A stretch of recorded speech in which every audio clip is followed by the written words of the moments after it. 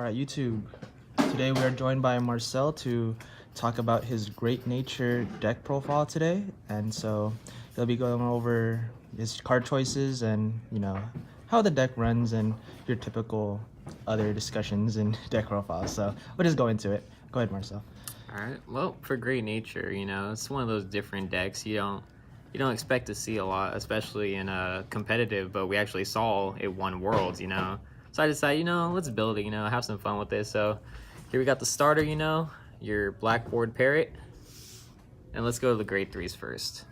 All right. So I'm running the staple 4 Leopolds, got those VRs, SVRs.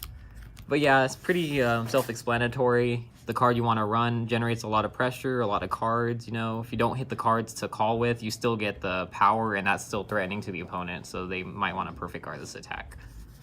All right. So for the next cards, I am running 2 of the Pencil Hero Hamsukes. I'm running 2 and not 4. Because it is a good pressure card, but if you draw it after you ride or have your Leopold, it's kind of a dead card. So you want it to generate pressure early, especially against other Excel decks, so you can get more Excel circles. But if you don't get it off, then you want other options. So that gives me to my third grade 3 choice. I'm running 2 of the Armed Bisons. Now, the Armed Bison, not only is he good on Vanguard, he's very good on Vanguard. He's like a free Naval Gazer, pretty much. Counterblast 1. Give rear guard 5k and stand it. And even if he's not on Vanguard, he can still give a unit 5k, which in my opinion is really strong, especially hitting numbers in the Excel deck, because you want to make every attack count when you're attacking with Excel. All right. So going on to the grade 2s, I'm running 4 of the Binoculus Tiger. The staple one, just counterblast 1, mill a card. If you get a normal unit, you draw. If you get a trigger unit, you retire 1 of the rear guards, and 3 of your front row gains 5k. Now, this card is really good to use early game. Some of you might want to conserve the counterblast to, get off pressure and combos later on. But I would say use this card early on, because if you think about it, if you get the normal unit, you get a free card. And then if you get the trigger unit, that's even better, because not only do you minus them 1 on the board, but 3 of your attacks just became supercharged, You're going to hit numbers, you're going to hit a lot harder. All right, so for the next grade 3, I'm running 4 of the Pencil Knight Hamsukes. Some people are like, why do you run 4 if you're not running the Pencil Hero build? I run 4 because there's not a lot of grade 2 choices. There is, but I like the combo where on turn 1, you can just pencil Squire Hamsuke, so you can just search for a grade 2. So if you run 4 of these, chances are you're always going to hit your grade 2 without even having to have a grade 2 in your hand. All right. So for the next grade 2, I'm running 2 of the Barcode Zebras. I'm running 2 because I like variety, especially in my decks.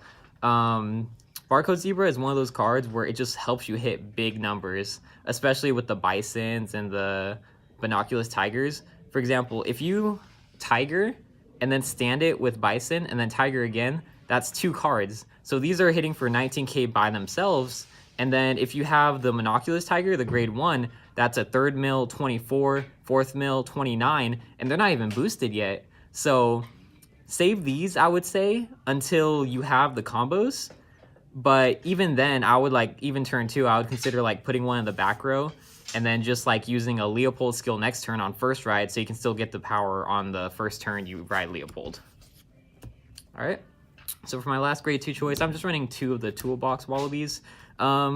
Really fun card, imagine if you're Leopolding, right? You have no cards in hand, no cards on field, but all of a sudden you mill 2 of these guys. This is a 30k shield value. If you don't know what they do, is when they intercept, they gain 10k shield. So basically, they're like a trigger unit. They're 15k shield on the field. So I just ran 2 of them because I felt like this deck needed more of a defensive way too, a defensive go-to strategy. So this was a strategy I came up with. It's really fun. All right, so onto the grade 1 lineup. I am running 4 of the Monoculus Tiger. Staple card, same reason for the other one, milling to get the Zebra up. And then this one, its skill is all right, in my opinion, but getting the mill off is good. So normal unit, if you mill a normal unit, they can't call Sentinels, which is really good. For example, if you put this behind a Zebra, and like I was saying earlier, let's say your Zebra is 29, plus 8, that's 37. And if you get even 1 trigger, that's a 47 attack, and if you get the normal unit, they can't sentinel it. So imagine having like 2 zebras and boosted by 2 tigers, and you get 2 normal units. Like, they have to drop almost their whole hand to guard these attacks. So the first skill is really good. Even the second skill, like people like guarding like smaller attacks with 5Ks or 10Ks, but imagine if they have imagine if they want to save those, they won't be able to use them, because with the trigger unit, they have to drop only triggers. So it's a really weird card to play with, but it's really fun to use. All right, the next grade 1 I run is 4 of the Pencil Squire Hamsukes. As I was saying earlier, he's one of those cards where you use him so you don't get grade stuck, you know? You turn 1, like for example, you'll ride 1, or ride any grade 1, and you call 1, and at the end of the turn, you just Soul Blast 1, you move the rear guard 1 to the soul, and then you search your deck for the grade 2.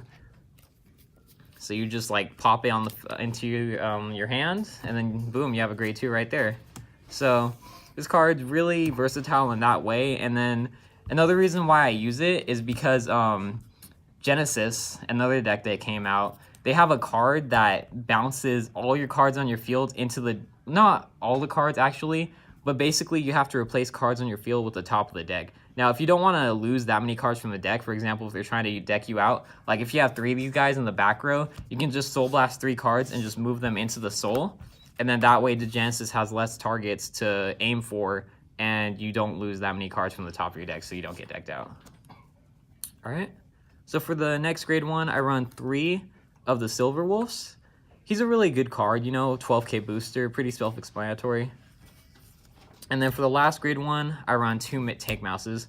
I was running 4 at one point, but I just found like it was just really cloggy. Like, it's a good card, Counterblast 1. If you mill a card, you can add it to your hand. But 1, you can only do it once per turn.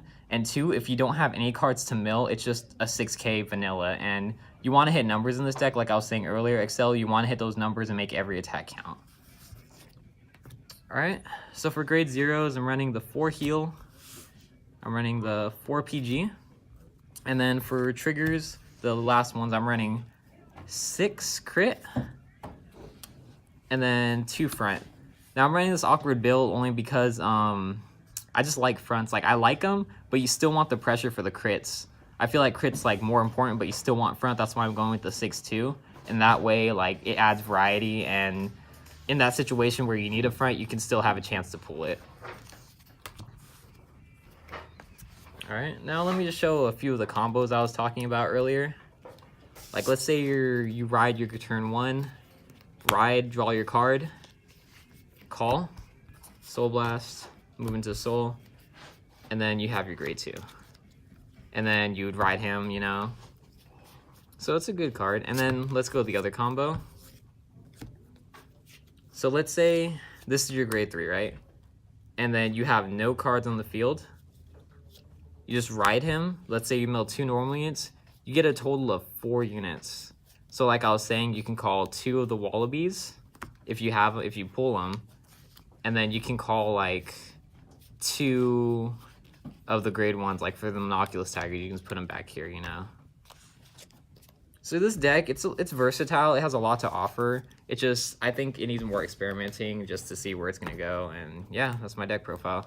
All right, thank you, Marcel. So yeah, that's really intuitive. Like, everybody decides to go for the world's class build that won worlds, you know, front triggers.